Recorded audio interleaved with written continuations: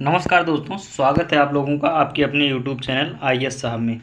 साथियों, वर्ष 2022-24 के विभिन्न ऑपरेशन हमने कंप्लीट कर लिया था। अब हम पढ़ेंगे भारत सरकार के प्रमुख रिपोर्ट के बारे में। तो इस क्लास में हम पढ़ेंगे, क्या पढ़ेंगे? भारत सरकार के प्रमुख रिपोर्ट के बारे में। तो साथियों, आप लोगों का स्वागत है आपके अपने यूट्यूब चैनल आईएएस साहब में। तो चलिए साथियों, क्लास को शुरू करते हैं। स्वच्छता सर्वेक्षण रिपोर्ट 2023 कौन सा संस्करण है? तो ये 8वां संस्करण है। ठीक है, जारी किया किसने? तो केंद्रीय आवासन एवं शहरी मंत्रालय ने इसको जारी किया। स्वच्छता सर्वेक्षण 2023 की थीम क्या है? तो best to wealth. Best to wealth Swachhata Survekshan 2023 की थीम है। स्वच्छता सर्वेक्षण 2024 की थीम क्या है? तो रिड्यूस, रियूल और रिसाइकिल। रिड्यूस, रियूल और रिसाइकिल है 2024 की। और 2023 की थीम क्या थी? तो बेस्ट टू वेल्थ। उसके बाद सबसे स्वच्छ शहर कौन सा है भारत का? तो यह है इंदौर और सूरत, संयुक्त रूप से इंदौर और सूरत है। ठीक है, उसके बाद तीसरा स्वच्छ शहर, यानी दोनों को एक ही नंबर दिया गया है। तीसरा स्वच्छ शहर है नवी मुंबई। नवी मुंबई का है। ठीक है, पटना का स्थान इसमें 77वां है। बिहार के पटना का स्थान इसमें 77 नंबर पर है। सबसे स्वच्छ छावनी बोर्ड, ये महू छावनी बोर्ड है मध्य प्रदेश में। ठीक है, उसके बाद सबसे स्वच्छ गंगा शहर, सबसे स्वच्छ गंगा शहर कौन सा है? तो वाराणसी और प्रयागराज। उसके बाद में अगला पॉइंट है सबसे स्वच्छ शहर। सबसे स्वच्छ शहर 1 लाख से कम आबादी वाली श्रेणी में है। तो यह है सासवाड़। सासवड़ पहले नंबर पर महाराष्ट्र का, महाराष्ट्र राज्य का सासवड़ शहर सबसे नंबर 1 पर है 1 लाख से कम आबादी वाली श्रेणी में। दूसरा है पाटन। पाटन शहर छत्तीसगढ़ का दूसरे नंबर पर है। तीसरे नंबर पर है लोनावाला, यह है महाराष्ट्र का। तीसरे नंबर पर 1 लाख से कम आबादी वाली श्रेणी में है लोनावाला, महाराष्ट्र से, महाराष्ट्र राज्य से। ठीक है, उसके बाद सबसे राज्यों में सबसे स्वच्छ महाराष्ट्र, महाराष्ट्र है सबसे स्वच्छ। उसके बाद में है दूसरे नंबर पर है मध्य प्रदेश, तीसरे पर है छत्तीसगढ़। राज्यों में सबसे स्वच्छ शहर कौन सा है? तो महाराष्ट्र, दूसरे मध्य प्रदेश, तीसरे पर छत्तीसगढ़। उसके बाद निम्न प्रदर्शन वाले राज्य, सबसे निचले प्रदर्शन करने वाले राज्य हैं अरुणाचल प्रदेश, मिजोरम, राजस्थान और नागालैंड। अरुणाचल, मिजोरम, राजस्थान और नागालैंड। बिहार का स्थान है 15, बिहार 15वें नंबर पर है। उसके बाद में है भारत में सड़क दुर्घटना रिपोर्ट 2022। सड़क दुर्घटना रिपोर्ट 2022 के बारे में देखते हैं। जारी कौन करता है? तो सड़क परिवहन एवं राजमार्ग मंत्रालय जारी करता है इसको। उसके बाद इसका अगला पॉइंट है वर्ष 2022 में सड़क दुर्घटना में 1,68,491 लोगों की मृत्यु हुई है। वर्ष 2022 में सड़क दुर्घटना में 1,68,491 लोगों की मृत्यु हुई है, जो वर्ष 2021 की तुलना में 11.9% की वृद्धि हुई है। 2021 की तुलना में 11.9% की वृद्धि दर्ज की गई है। 2022 में 36.2% मौतें राष्ट्रीय राजमार्गों पर, 24.3% राज्य राजमार्गों पर और 39.4% अन्य सड़कों पर हुई हैं। ठीक है, 36% राष्ट्रीय राजमार्गों पर, 24.3% राज्य राजमार्गों पर, 39.4% अन्य सड़कों पर हुई है। उसके बाद वर्ष 2022 में सबसे अधिक सड़क दुर्घटना तमिलनाडु राज्य में 13.9% दर्ज की गई है। इसके बाद मध्य प्रदेश 11.8% का स्थान आता है। उसके बाद सड़क दुर्घटनाओं में सर्वाधिक मृत्यु उत्तर प्रदेश 13.4% हुई है। सड़क दुर्घटनाओं में सर्वाधिक मृत्यु उत्तर प्रदेश, यानी सबसे ज़्यादा जहाँ की जनसंख्या है वहीं सबसे ज़्यादा दर्ज की गई है।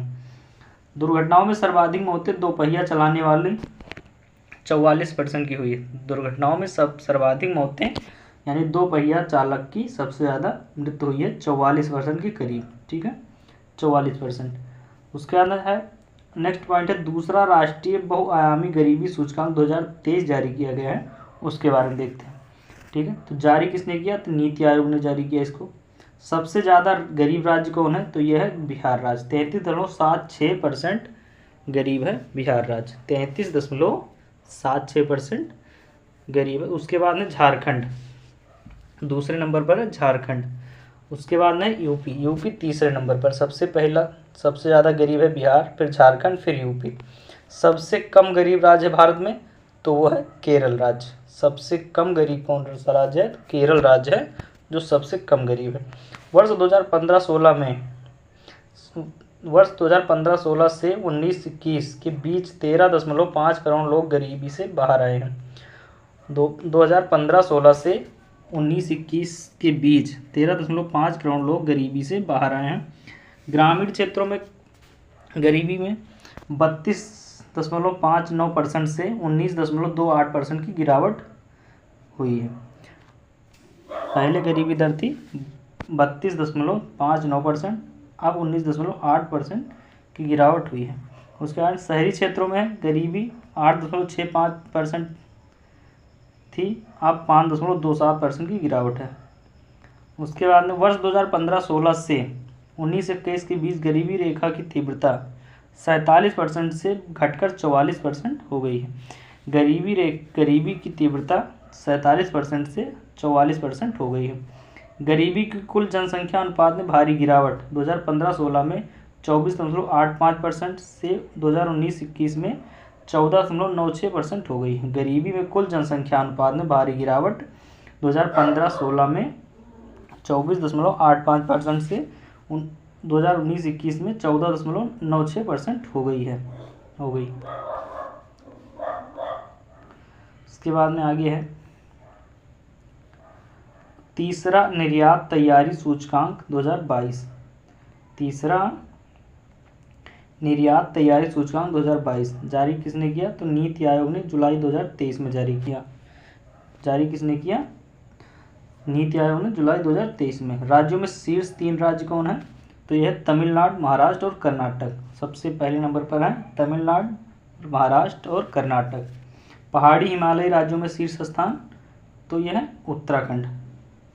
ठीक है, उत्तराखंड है निर्यात में शीर्ष स्थान पर पहाड़ी राज्यों में। केंद्र शासित प्रदेशों छोटे राज्यों में शीर्ष स्थान कौन है? तो गोवा का स्थान है। केंद्र शासित प्रदेशों और छोटे राज्यों में शीर्ष स्थान किसका है? तो गोवा का है। बिहार का स्थान कौन सा है? तो 22वां स्थान है बिहार का। उसके बाद में प्रदर्शन ग्रेडिंग इंडेक्स PGI 2.0, प्रदर्शन ग्रेडिंग इंडेक्स 2.0 यानी PGI जारी कौन किया? तो शिक्षा मंत्रालय जुलाई 2023 में जारी किया इसको। उसके बाद इसमें 73 अलग अलग मानकों के आधार पर अंक दिए गए हैं। इसमें 73 अलग अलग मानकों के आधार पर अंक दिए गए हैं। इसके तहत 10 श्रेणियां बनाई गई हैं जो 1000 अंकों के आधार पर, उनमें दक्ष 941 से 1000, उत्कर्ष 881 से 940, अति उत्तम 821 से 880, उत्तम 761 से 820, प्रचेष्टा 1 701 से 760 के बीच होना चाहिए। उसके बाद में प्रचेष्टा 2 641 से 700 के बीच होना चाहिए। प्रचेष्टा 3 581 से 640 के बीच होना चाहिए। आकांक्षी 1 521 से 580 के बीच होना चाहिए। आकांक्षी 2 461 से 520 के बीच होना चाहिए। और आकांक्षी 3 401 से 460 के बीच होना चाहिए। PGI 2.0 की वर्ष 2021-22 की रिपोर्ट में ओवरऑल रैंकिंग में शीर्ष 5 श्रेणियों में कोई भी राज्य नहीं है।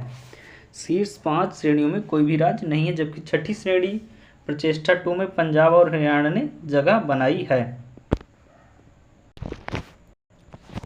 उत्तर प्रदेश, बिहार, उत्तराखंड, झारखंड ने 9वीं श्रेणी यानी आकांक्षी 2 461 से 520 में जगह बनाई है।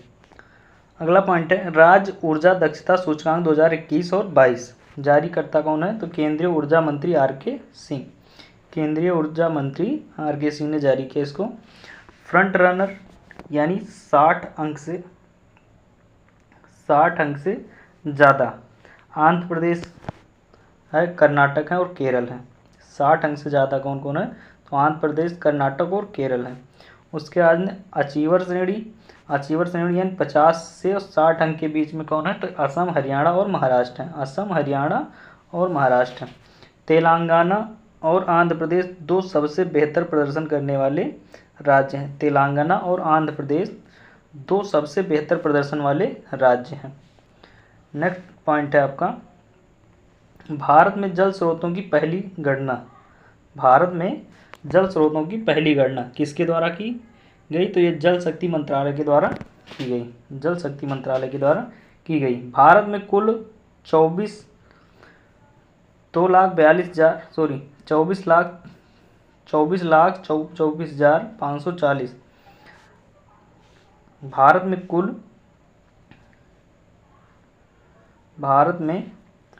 कुल 24,24,540 जल स्रोतों की गणना की गई है, जिसमें 97.1% ग्रामीण क्षेत्रों और 2.9% शहरी क्षेत्रों में है।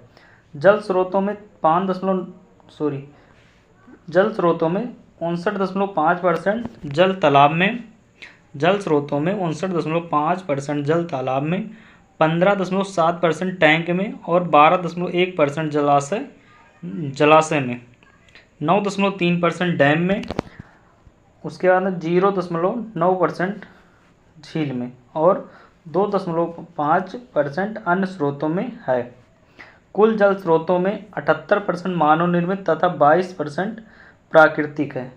कुल जल स्रोतों में 78% मानव निर्मित तथा 22% प्राकृतिक है। जल स्रोतों की संख्या में शीर्ष 5 राज्य क्रमशः हैं पश्चिम बंगाल, उत्तर प्रदेश, आंध्र प्रदेश, उड़ीसा और असम है। जल स्रोतों की संख्या में शीर्ष 5 राज्य कौन कौन से हैं, पश्चिम बंगाल, उत्तर प्रदेश, आंध्र प्रदेश, उड़ीसा और असम। जल स्रोतों की संख्या में अंतिम राज्य सिक्किम है। जल स्रोतों की संख्या में अंतिम राज्य कौन सा है, तो ये सिक्किम है। आंध्र प्रदेश में टैंकों की संख्या सर्वाधिक है। आंध्र प्रदेश में टैंकों की संख्या सर्वाधिक है। पश्चिम बंगाल में तालाबों तथा एवं जलाशयों की संख्या सर्वाधिक है। पश्चिम बंगाल में तालाबों एवं जलाशयों की संख्या सर्वाधिक है। जल संरक्षण योजनाओं में अग्रणी राज्य महाराष्ट्र है। जल संरक्षण योजनाओं में अग्रणी राज्य कौन सा है, तो ये है महाराष्ट्र। सबसे ज़्यादा जल कहाँ बचाया जाता है, तो ये महाराष्ट्र। उसके बाद में है अगला पॉइंट है आपका विभिन्न रिपोर्ट सूचकांक 2023 और 24 के बारे में देखेंगे। विभिन्न रिपोर्ट सूचकांक 2023 और 24 के बारे में देखते हैं। ठीक है, पहला है AI तत्परता सूचकांक 2024। जारीकर्ता या संगठन कौन सा है, जारीकर्ता संस्था या संगठन, तो ये अंतर्राष्ट्रीय मुद्रा कोष। सम्मिलित कितने देश हैं, तो 174 देश हैं सम्मिलित। शीर्ष देश कौन सा है या शहर कौन सा है, तो सिंगापुर है। भारत का स्थान है 72वां, स्कोर है 0.49। उसके बाद में global liveability index 2024 the economics intelligence unit जारी करता है। 146 सदस्य हैं। वियना ऑस्ट्रिया ये शीर्ष स्थान पर है। उसके बाद है वैश्विक ऊर्जा संक्रमण सूचकांक 2024 विश्व आर्थिक मंच जारी करता है। 120 सदस्य हैं इसमें और स्वीडन शीर्ष पर है। भारत का स्थान है 63वां, 2023 में था 67 नंबर। उसके बाद में है ग्लोबल जेंडर गैप सूचकांक 2024। ग्लोबल जेंडर गैप सूचकांक 2024 विश्व आर्थिक मंच जारी करता है इसे। 146 सदस्य हैं। आइसलैंड शीर्ष स्थान पर है और भारत का स्थान है 129, 2023 में था 127। पर्यावरण प्रदर्शन सूचकांक 2024 का किसने जारी किया, तो विश्व आर्थिक मंच ने जारी किया इसके। ठीक है, 180 सदस्य हैं टोटल इसमें। शीर्ष देश कौन सा है, तो एस्टोनिया शीर्ष सदस्य देश हैं और 176वां स्थान भारत का है। वैश्विक शांति सूचकांक 2024 ये जारी करता है institute for economics and peace वैश्विक शांति सूचकांक 2024 किसने जारी किया? तो institute for economics and peace. 163 देश हैं इसमें सम्मिलित। आइसलैंड शीर्ष स्थान पर है। उसके बाद में 116वां स्थान भारत का है। 2023 में 126वां स्थान भारत का था पहले। उसके बाद में यात्रा और पर्यटन विकास सूचकांक 2024, यात्रा और पर्यटन विकास सूचकांक 2024 ये जारी करता है विश्व आर्थिक मंच। 119 सदस्य हैं इसमें टोटल। अमेरिका शीर्ष स्थान पर है। 39वां स्थान है भारत का। 2021 में था 54वां स्थान। 2021 में था 54 स्थान। विश्व प्रेस स्वतंत्रता सूचकांक 2024, रिपोर्ट्स विदाउट बॉर्डर्स ये फ्रांस इसको जारी करता है। 180 सदस्य हैं टोटल। नॉर्वे शीर्ष स्थान पर है। 159वां स्थान है भारत का। 2023 में था 161वां। Cyber crime index 2024, cyber crime index 2024 ठीक है, 100 सदस्य हैं इसमें। रूस शीर्ष स्थान पर है और 10वां स्थान है भारत का। ग्लोबल यूनिकॉर्न इंडेक्स 2024 हुरून जारी करता है। हुरून इसको जारी करता है। अमेरिका शीर्ष स्थान पर और तीसरा नंबर भारत का है। उसके बाद में है मानव विकास रिपोर्ट 2023-24, मानव विकास रिपोर्ट 2023 और 24 ये जारी करता है संयुक्त राष्ट्र विकास कार्यक्रम UNDP। 193 सदस्य देश हैं इसमें। स्विट्जरलैंड इसमें फर्स्ट नंबर पर है। 134वां स्थान भारत का है। स्कोर है इसका 0.644। उसके बाद में है विश्व खुशहाली रिपोर्ट 2024, विश्व खुशहाली रिपोर्ट 2024 सतत विकास समाधान नेटवर्क इसको जारी करता है। 143 इसमें सदस्य देश हैं। फिनलैंड फर्स्ट शीर्ष देश है और 126वां देश भारत है। 2023 में था 126वां। 2023 में भी 126वां था और 24 में भी 126 ही है। उसके अंदर लैंगिक असमानता सूचकांक 2022, संयुक्त राष्ट्र विकास कार्यक्रम यानी UNDP ही जारी करता है विकास मानव विकास रिपोर्ट और लैंगिक असमानता विकास सूचकांक, दोनों संयुक्त राष्ट्र विकास कार्यक्रम ही जारी करता है। 193 सदस्य देश हैं। फिनलैंड इसमें टॉप पर है। 108वां नंबर है भारत का। स्कोर इसका 0.437 है। अंतर्राष्ट्रीय बौद्धिक संपदा सूचकांक 2024 global innovation policy centre US जारी करता है इसको। 55 सदस्य देश हैं। अमेरिका फर्स्ट टॉप पर है और 42वां नंबर इसका भारत का है। 2023 में भी 42 नंबर भारत पे था। उसके बाद में है भ्रष्टाचार धारणा सूचकांक 2023, ट्रांसपेरेंसी इंटरनेशनल इसको जारी करता है। 180 सदस्य देश हैं। डेनमार्क टॉप पर है। 93वां नंबर है, रैंक है भारत का। 2022 में था 85 rank. Global fire power ranking 2024 global fire power द्वारा जारी किया जाता है। 145 सदस्य देश हैं। अमेरिका टॉप पर है। भारत की रैंक है चौथा। उसके बाद में Henley passport index 2024 Henley and partner जारी करता है। 199 सदस्य देश हैं। फ्रांस टॉप पर है यानी शीर्ष श्रेणी पर है, नंबर 1 पर है और भारत की रैंक है 80। 2023 में थी 85। जलवायु प्रदर्शन सूचकांक 2024 जर्मन वॉच एवं क्लाइमेट एक्शन नेटवर्क जारी करता है। 63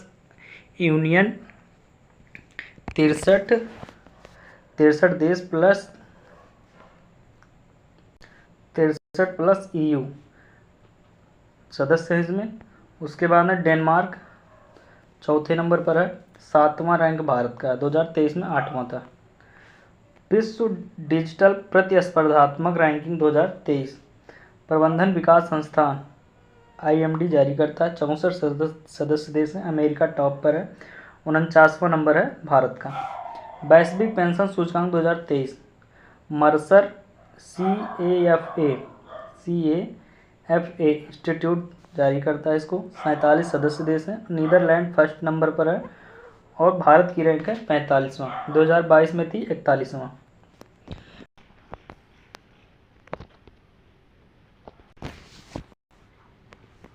वैश्विक पेंशन सूचकांक 2023 मर्सर CFA इंस्टीट्यूट जारी करता है। 47 सदस्य हैं इसमें टोटल। नीदरलैंड शीर्ष स्थान पर है, 45वां स्थान है भारत का। 2022 में था 41वां स्थान। वैश्विक भूख सूचकांक 2023 बेल्तुंगर हिल्फे जर्मन संस्था द्वारा जारी किया जाता है। 125 सदस्य हैं इसमें। बेलारूस शीर्ष पर है, 111वां स्थान है भारत का। 2022 में था 107वां। वैश्विक नवाचार सूचकांक 2023 बौद्धिक संपदा संगठन WIPO जारी करता है। 132 सदस्य हैं टोटल। स्विट्जरलैंड फर्स्ट नंबर पर है, 40वां स्थान है भारत का। 2022 में था, अभी 2022 में भी था 40वां। उसके बाद विश्व प्रतिभा रैंकिंग 2023 प्रबंधन विकास संस्थान IMD द्वारा जारी किया जाता है। 64 सदस्य देश हैं इसमें। स्विट्जरलैंड टॉप पर है, ठीक है, शीर्ष स्थान पर स्विट्जरलैंड है। 56वां स्थान है भारत का। 2022 में 52वां स्थान पर था। मानव स्वतंत्रता सूचकांक 2023 ये जारी करता है कैटो इंस्टीट्यूट और फ्रेजर इंस्टीट्यूट। कैटो इंस्टीट्यूट और फ्रेजर इंस्टीट्यूट जारी करता है। 165 सदस्य देश हैं। स्विट्जरलैंड है शीर्ष स्थान पर। भारत का रैंक है 109वां। उसके बाद में वैश्विक प्रतिभा प्रतिस्पर्धा सूचकांक 2023 इनसीड बिजनेस स्कूल जारी करता है इसको। 134 सदस्य हैं। स्विट्जरलैंड टॉप पर है, 103वां सदस्य 103वां रैंक है भारत का। उसके बाद में world giving index 2023 charities and foundation जारी करता है। 142 सदस्य देश हैं। इंडोनेशिया टॉप पर है, 43वां सदस्य है, 43वां रैंक है भारत। उसके बाद विश्व निवेश रिपोर्ट 2023 अंकडाड इसको जारी करता है। 187 सदस्य देश हैं। अमेरिका है शीर्ष स्थान पर। भारत की रैंक है 7वीं। वैश्विक प्रतिस्पर्धा सूचकांक 2023 प्रबंधन विकास संस्थान IMD जारी करता 64 सदस्य देश हैं। डेनमार्क शीर्ष स्थान पर है और 40वां रैंक है भारत का। 2022 में 37वां था। सतत विकास रिपोर्ट 2023 इसको जारी करता सतत विकास समाधान नेटवर्क। 166 सदस्य देश हैं। फिनलैंड टॉप पर है, 112वीं रैंक है भारत की। 2022 में 121वीं थी। उसके बाद good government index 2023 Chandler institute जारी करता है इसको। 104 सदस्य हैं। सिंगापुर शीर्ष स्थान पर है और 57वीं रैंक है भारत की। 2022 में थी 52। उसके बाद में है लॉजिस्टिक प्रदर्शन इंडेक्स 2023 विश्व बैंक जारी करता है इसको। 139 सदस्य देश है। सिंगापुर शीर्ष स्थान पर है, 38वां अंक है भारत का। 2018 में 44वां अंक था। वैश्विक दासता सूचकांक 2023 मानवाधिकार समूह वॉक फ्री इसको जारी करता है और 160 सदस्य हैं। उत्तर कोरिया शीर्ष स्थान पर है, भारत का अंक है 6ठा। उसके बाद आर्थिक स्वतंत्रता सूचकांक द हेरिटेज फाउंडेशन इसको जारी करता है। 184 सदस्य हैं। सिंगापुर टॉप पर है और भारत की रैंक है 131 में। 2022 में 131, 2022 में भी 131वीं थी और 2023 में भी। World air quality report 2023 Swiss firm IQ air जारी करता है इसे। 131 सदस्य हैं। 4 है शीर्ष देश पर और भारत की रैंक है 8वें नंबर पर। वैश्विक आतंकवाद सूचकांक 2023 अर्थशास्त्र और शांति संस्थान IEP जारी करता है इसको। 163 सदस्य देश हैं। अफगानिस्तान शीर्ष स्थान पर है, 13वें नंबर पर भारत। मानव विकास सूचकांक 2021 और 22 संयुक्त संयुक्त राष्ट्र विकास कार्यक्रम द्वारा जारी किया जाता है। मानव विकास सूचकांक 2021-22 और इसमें 191 सदस्य। स्विट्जरलैंड शीर्ष पर है, 132 स्कोर है। भारत 132वां रैंक है भारत का और स्कोर है 0.633। अब उसके बारे में देखेंगे अंतिम बजट 2024 और 25 के बारे में। जो सरकार 18वीं लोकसभा से पहले बजट आया 1 फरवरी को, उसका बजट देखेंगे। ठीक है,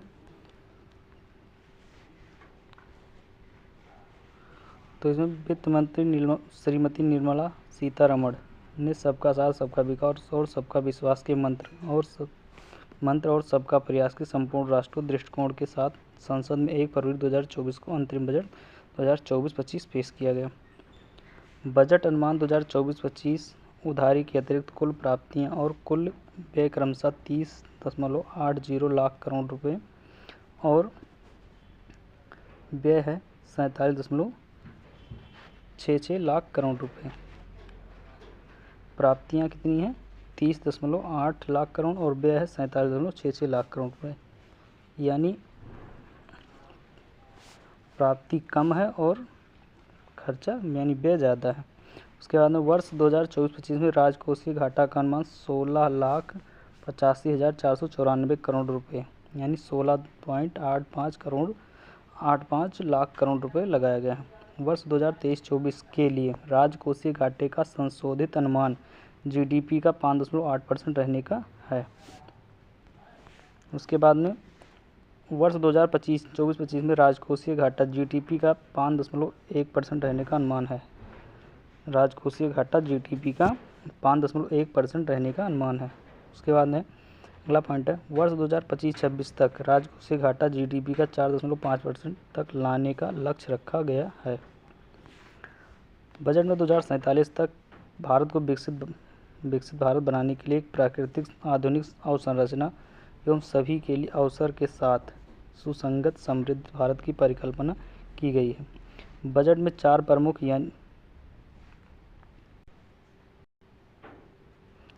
चार प्रमुख वर्गों यानी गरीब, महिलाएं, युवा एवं अन्नदाता किसान के विकास पर विशेष ध्यान केंद्रित किया गया है। गरीब कल्याण देश का कल्याण पहला पॉइंट है। गरीब कल्याण देश का कल्याण। गरीब कल्याण के लिए गरीब कल्याण देश का कल्याण पहल से 25 करोड़ लोगों को बहुआयामी गरीबी से बाहर निकालें। पीएम जनधन खातों के उपयोग से बैंक खातों में 34 लाख करोड़ रुपए का प्रत्यक्ष लाभ अंतरण। डीबीटी से सरकार को 2.7 लाख करोड़ रुपए की बचत हुई। पीएम जनधन खातों के उपयोग से बैंक खातों में 34 लाख करोड़ रुपए की प्रत्यक्ष लाभ अंतरण। डीबीटी से सरकार को 2.7 लाख करोड़ रुपए की बचत हुई। पीएम स्वनिधि के तहत 78 लाख फेरी वालों को ऋण सहायता की गई। पीएम स्वनिधि के तहत 78 लाख फेरी वालों को ऋण सहायता की गई। पीएम विश्वकर्मा योजना के तहत 18 व्यवसायों से जुड़ी कारीगरों एवं शिल्पकारों को एंड टू एंड मदद प्रदान की जा रही है। पीएम विश्वकर्मा योजना के तहत 18 व्यवसायों से जुड़े कारीगरों एवं शिल्पकारों को एंड टू एंड मदद प्रदान की जा रही है। उसके बाद दूसरा पॉइंट है नारी शक्ति। मुद्रा योजना के तहत महिला उद्यमियों को 30 करोड़ ऋण दिए गए। मुद्रा योजना के तहत महिला उद्यमियों को 30 करोड़ ऋण दिए गए। पीएम आवास योजना के तहत 70% मकान ग्रामीण महिलाओं को दिए गए। उच्च शिक्षा में महिलाओं के नामांकन में 28% तक की वृद्धि हुई। उच्च शिक्षा में महिलाओं के नामांकन में 28% तक की वृद्धि हुई। स्टेम पाठ्यक्रमों में 43% महिलाओं का नामांकन हुआ। स्टेम पाठ्यक्रमों में 43% महिलाओं का नामांकन हुआ। उसके बाद में है 83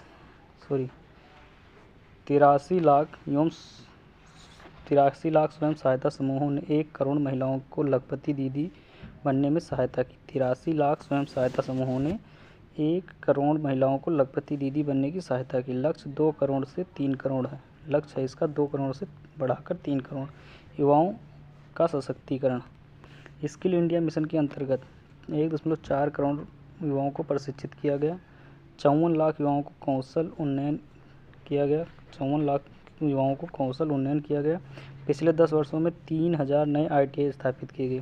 पिछले 10 वर्षों में 3000 नए ITI स्थापित किए गए। उच्चतर शिक्षा के लिए बड़ी संख्या में नए संस्थान के अंतर्गत 7 ITI, 16 IITM, 7 IIM, 15 एम्स और 390 विश्वविद्यालय स्थापित किए गए। PM मुद्रा योजना ने युवाओं को उद्यमशीलता की आकांक्षाओं को बढ़ावा देते हुए 43 करोड़ रुपए की मंजूर की। PM मुद्रा योजना ने युवाओं में उद्यमशीलता की आकांक्षाओं को बढ़ावा देते हुए 43 करोड़ ऋण मंजूर किए।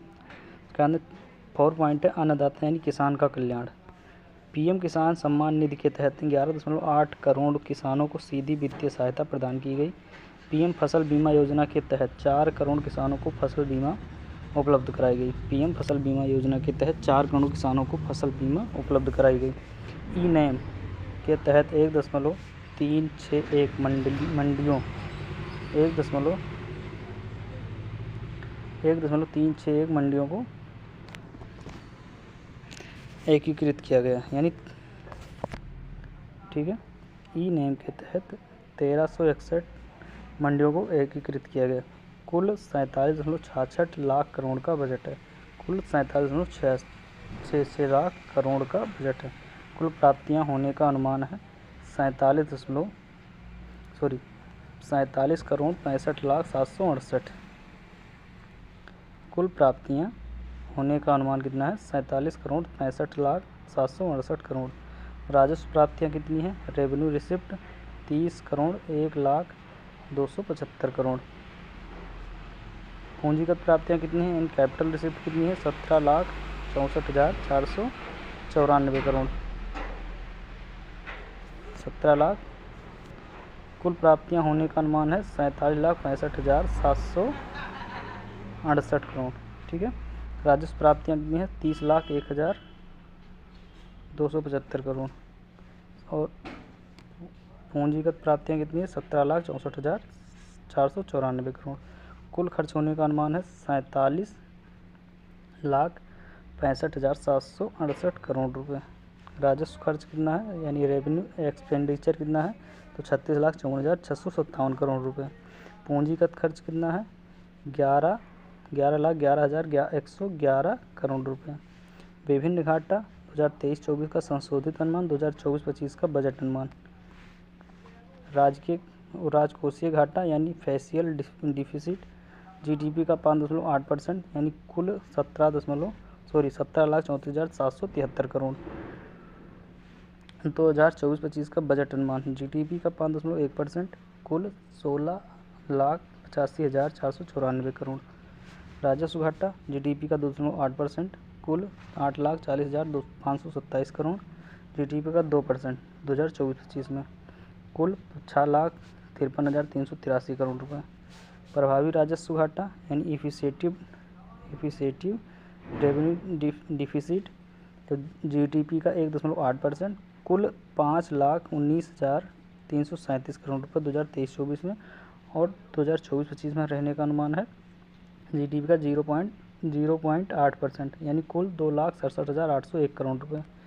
प्राथमिक घाटा कितना है? GDP का 2.3% यानी कुल 6,79,346 करोड़ 2023-24 में रहने का अनुमान है।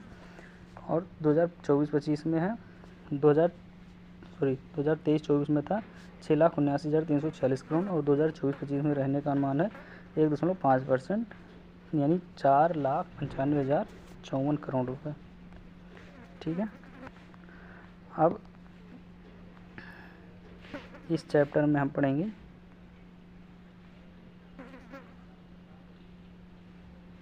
प्रमुख विकास योजनाओं के बारे में।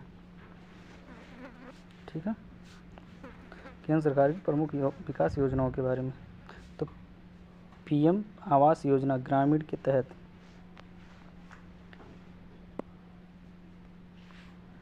PM आवास योजना ग्रामीण के तहत 3 करोड़ घर बनाने के लक्ष्य के करीब है। अगले 5 वर्षों के लिए 2 करोड़ अतिरिक्त घरों का लक्ष्य रखा गया। सरकार की योजना ग्रामीण क्षेत्रों में 30 मिलियन किफ़ायती घरों के निर्माण पर सब्सिडी देने की है। उसके अंदर रूफटॉप सोलराइजेशन क्या है? छत और सौर प्रणाली लगाने से 1 करोड़ परिवार हर महीने 300 यूनिट तक निःशुल्क बिजली प्राप्त कर सकेंगे। छत पर सौर प्रणाली लगाने से 1 करोड़ परिवार हर महीने 300 यूनिट तक निःशुल्क बिजली प्राप्त कर सकेंगे। इससे हर एक परिवार को सालाना 15,000 से 18,000 रुपये की बचत होने का अनुमान है। स्वास्थ्य क्षेत्र में सरकार का फोकस है। सर्वाइकल कैंसर के निवारण के लिए 9 से 14 वर्ष की आयु की बालिकाओं को टीकाकरण को प्रोत्साहित किया जाएगा। सर्वाइकल कैंसर के निवारण के लिए 9 से 14 वर्ष की आयु की बालिकाओं के टीकाकरण को प्रोत्साहित किया जाएगा। अगला पॉइंट है, मिशन इंद्रधनुष के टीकाकरण प्रयासों के लिए यूविन प्लेटफार्म शुरू किया जाएगा। किसके लिए? मिशन इंद्रधनुष के टीकाकरण के लिए। आयुष्मान भारत योजना के तहत सभी आशा कार्यकर्ताओं, आंगनबाड़ी कार्यकर्ताओं एवं सहायिकाओं को भी शामिल किया जाएगा। आयुष्मान भारत योजना के तहत सभी आशा कार्यकर्ताओं, आंगनबाड़ी कार्यकर्ताओं और सहायिकाओं को भी शामिल किया जाएगा। इसके बाद है कृषि एवं खाद्य प्रसंस्करण योजनाओं के बारे में। कृषि एवं खाद्य प्रसंस्करण योजनाओं के बारे में प्रधानमंत्री किसान संपदा योजना से 38 लाख किसान लाभान्वित हुए और रोजगार के 10 लाख अवसरों का सृजन हुआ है। वर्ष 2013-14 में सी फूड का निर्यात भी दोगुना हो गया है। वर्ष 2013-14 से सी फूड का निर्यात भी दोगुना से हो गया है। नैनो डीएपी का प्रयोग कृषि जलवायु क्षेत्रों में विभिन्न फसलों पर किया जाएगा। 5 एकीकृत एक्वा पार्कों की स्थापना की जाएगी। प्रधानमंत्री मत्स्य संपदा योजना PMMSY के कार्यान्वयन को आगे बढ़ाया जाएगा, जिसके उद्देश्य है पहला है जल कृषि उत्पादकता को मौजूदा 3 से 5 टन प्रति हेक्टेयर बढ़ाना। जल कृषि उत्पादकता को मौजूदा 3 से 5 टन प्रति हेक्टेयर बढ़ाना। निर्यात को दोगुना बढ़ाकर 1 लाख करोड़ रुपए तक पहुंचाना। निकट भविष्य में रोजगार के 55 लाख अवसरों का सृजन करना। उसके बाद में आर्थिक उन्नति, रोजगार एवं विकास को बढ़ावा देने के लिए अनुसंधान एवं नवाचार। 50 वर्षीय ब्याज मुक्त ऋण के साथ 1 लाख करोड़ रुपए का कोष स्थापित किया जाएगा। 50 वर्षीय ब्याज मुक्त ऋण के साथ 1 लाख करोड़ रुपए का कोष स्थापित किया जाएगा। इस कोष से दीर्घकालिक वित्त पोषण या पुनर्वित्त पोषण कम या शून्य ब्याज दरों पर उपलब्ध कराए जाएंगे। रक्षा उद्देश्यों के लिए डीप टेक प्रौद्योगिकी को मजबूती देने और आत्मनिर्भरता में तेजी लाने के लिए एक नई योजना की शुरू की जाएगी।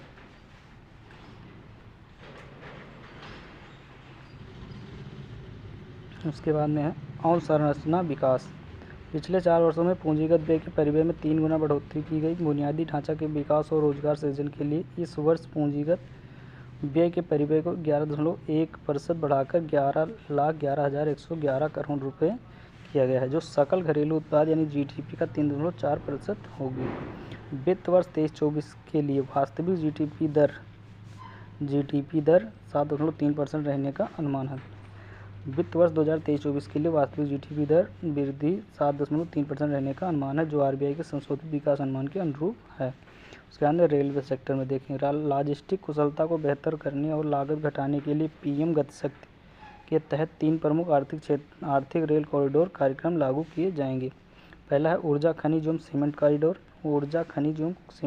दूसरा है बंदरगाह कनेक्टिविटी कॉरिडोर। तीसरा है उच्च यातायात घनत्व कॉरिडोर। बेहतर सुरक्षा सुविधा और यात्री सुविधा के लिए 40,000 सामान्य रेल डिब्बों को वंदे भारत मानकों के अनुरूप बदला जाएगा। उसके बाद में विमानन क्षेत्र के बारे में। देश में हवाई अड्डों की संख्या 149 हो गई है। उड़ान 19 योजना के अंतर्गत टियर 2 और टियर 3 शहरों को बड़े पैमाने पर हवाई मार्गों से जोड़ा गया है। 517 नए हवाई मार्ग 1.3 करोड़ यात्रियों को उनके गंतव्य तक पहुंचा रहे हैं। 517 नए हवाई मार्ग 1.3 करोड़ यात्रियों को उनके गंतव्य तक पहुंचा रहे हैं। देश की 1000 से अधिक नए विमानों का ऑर्डर दिया गया है। उसके बाद हरित ऊर्जा के बारे में देखेंगे। वर्ष 2070 तक नेट जीरो के प्रति हमारी प्रतिबद्धता को पूरा करने की दिशा में निम्नलिखित उपाय किए जाएंगे। पहला है 1 गीगावाट की प्रारंभिक क्षमता के लिए अपतटीय पवन ऊर्जा की संभावनाओं को संभव बनाने के लिए व्यवहार्यता अंतर्निधि की व्यवस्था की जाएगी। उसके बाद दूसरा पॉइंट है, वर्ष 2030 तक 100 मीट्रिक टन की कोयला गैसीकरण और तैलीकरण क्षमता स्थापित की जाएंगी। इससे प्राकृतिक गैस, मेथनॉल और अमोनिया के आयात को भी कम करने में मदद मिलेगी। तीसरा पॉइंट है, परिवहन के लिए कंप्रेस्ड नेचुरल गैस यानी CNG, compressed natural gas, CNG का फुल फॉर्म है कंप्रेस्ड नेचुरल गैस, और घरेलू प्रयोजनों के लिए पाइप्ड नेचुरल गैस यानी पीएनजी। ठीक है, कंप्रेस्ड बायोगैस सीबीसी का चरणबद्ध मिश्रण अनिवार्य किया जाएगा। बायोमास के संग्रहण में सहायता के लिए बायोमास संग्रहण मशीन की खरीद के लिए वित्तीय सहायता प्रदान की जाएगी। ठीक है, इसके बाद में पर्यटन क्षेत्र, ये सब पार्ट हम अगले चैप्टर में कंप्लीट करेंगे। चलो इसी में कंप्लीट कर देते हैं। ठीक है, उसके बाद में नेक्स्ट पार्ट में हम कंप्लीट करेंगे केंद्र सरकार की योजनाओं और पूर्ण परिचय। ये तो अभी बजट का था, तो इसी में कंप्लीट किए दे रहे हैं अंतिम बजट का। पर्यटन क्षेत्र, 60 स्थानों में G20 बैठकों के सफल आयोजन से दुनिया भर के लोगों के सक्षम भारत की विविधता प्रस्तुत की गई। 60 स्थानों में G20 बैठकों के सफल आयोजन से दुनिया भर के लोगों में सक्षम भारत की विविधता प्रस्तुत की गई। राज्यों को प्रतिष्ठित पर्यटक केंद्रों का संपूर्ण विकास शुरू करने, उनकी वैश्विक पैमाने पर ब्रांडिंग और मार्केटिंग करने के लिए प्रोत्साहित किया जाएगा। विकास प्रयासों को प्रोत्साहित करने के लिए राज्यों को दीर्घकालिक ब्याज मुक्त ऋण का प्रावधान किया गया है। विकास प्रयासों को प्रोत्साहित करने के लिए राज्यों को दीर्घकालिक ब्याज मुक्त ऋण का प्रावधान किया गया है। उसके बाद निवेश क्षेत्र में देखते हैं, वर्ष 2014 से 2023 के दौरान एफडीआई का अंतर प्रवाह 596 अरब डॉलर रहा, जो वर्ष 2005 से 2014 के दौरान हुए एफडीआई अंतर प्रवाह के मुकाबले दोगुना है। विकसित भारत के लिए राज्यों में विभिन्न पड़ावों से जुड़े सुधार के लिए 50 वर्ष के ब्याज मुक्त ऋण के रूप में 75,000 करोड़ रुपए प्रावधान का प्रस्ताव किया गया है।